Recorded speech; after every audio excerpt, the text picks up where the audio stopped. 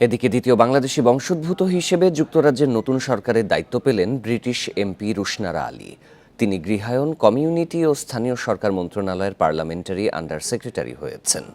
৪ জুলাই যুক্তরাজ্যের সাধারণ নির্বাচনে বেথনাল গ্রিন ও স্টেপনি আসন থেকে পঞ্চমবারের মতো এমপি নির্বাচিত হন রুশনারা।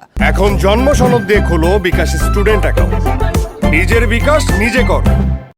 যুক্তরাজ্যের পার্লামেন্টের প্রথম বাংলাদেশি বংশোদ্ভূত এমপি তিনি। ২০১০ সাল থেকে টানা এমপি নির্বাচিত হয়ে আসছেন এই রাজনীতিক। ৭ বছর বয়সে পরিবারের সঙ্গে সিলেট থেকে যুক্তরাজ্যে পাড়ি জমান রুশনারা আলী। অক্সফোর্ডের সেন্ট জনস কলেজ থেকে দর্শন, রাজনীতি ও অর্থনীতিতে স্নাতক সম্পন্ন করেছেন তিনি।